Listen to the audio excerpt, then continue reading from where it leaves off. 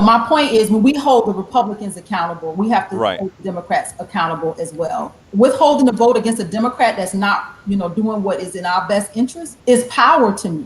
That's how we use our power. And if we have to teach other Democrats a lesson, then we'll use that Democrat as the example. And like I said, every single progressive who has an organization, for the people that you have control over, they better heed your warning. I wouldn't do it that way, but that's how many people roll. Because you're nice, Egberto. Oh, there we go. No, it's not about being nice. It's about you're playing nice. I don't want to. We're done with playing nice. There's a whole ADOS movement going on, Egberto, across this country, where Black and brown people are sick and tired of being sick and tired.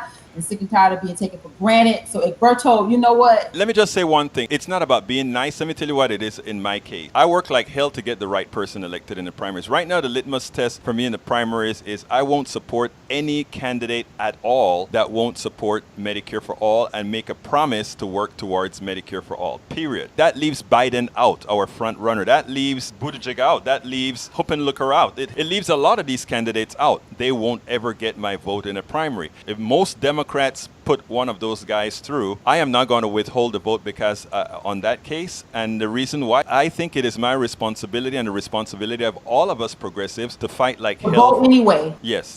So when those Bernie crats said they weren't voting for Hillary Clinton, you thought they were wrong. They were wrong, in my opinion. Let me give an example as to why they were wrong. Let's go to Michigan. If Hillary had won Michigan and 2 other states, Hillary would have won. Is it about the win? Just about the win? It is about her winning, because if I had to put up with Hillary, even though I am not a Hillary fan, I would have put up with Hillary so that my friends wouldn't be in the financial situation that they're in right now. And then I would work like hell to find a candidate that is willing to primary Hillary if Hillary didn't change her ways after being elected. Much more hopeful than I am, Egberto. I know. And but what I'm saying is that's cool. That is cool, because here's the deal. To be blunt, I think we need you. We need somebody that's going to take that stance that says, hell no. You make my way of being more plausible for these guys, right?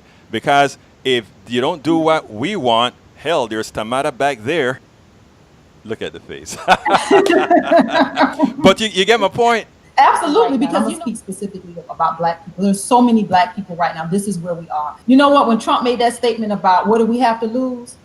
Nothing. He was right. We already know what it's like to be at the bottom of the barrel. We already know what it's like as Black Americans. You're from another country, so you have a different perspective. But we here as Black people, we know what this is. Trump was not the worst thing that ever happened to us as Black people.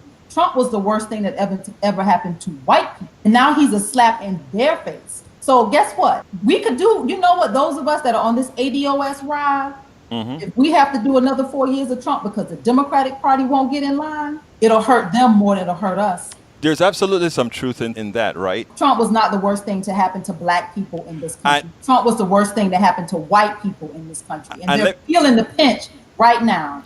And Tamara, let me tell you something that I think, in my humble opinion, Black people have to do, and also Latinos have to do, right? Because the Democratic Party has taken them for granted so long. And to put it bluntly, specifically, Black women have been taken for granted by the Democratic Party for so long. I think it is imperative for them to exert that force. I mean, that's why I look at you and I told you, while I don't agree with the movement, you would always have my support. It's just not your approach. Right. But you do have my support. And I think the having of the several approaches to how we do this is necessary, because more than likely, if we didn't have people like you that were more stern in what they're going to do, maybe our approach would be less effective. And we're not playing. 2020 is right around the corner. And if the Democratic Party does not get it together and pull this party together and is intentional about addressing each community's needs, intentional, within a specific agenda, not just talking points. If you don't, and this is a warning, and this is those in the party better hear this, we will have another 4 years of Donald Trump, because a lot of us will withhold the vote.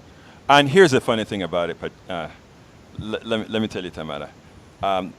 It's power. It's power. And this is the next generation of the civil rights movement. They gave us the vote. They took us for granted. And now we're going to take our damn votes back.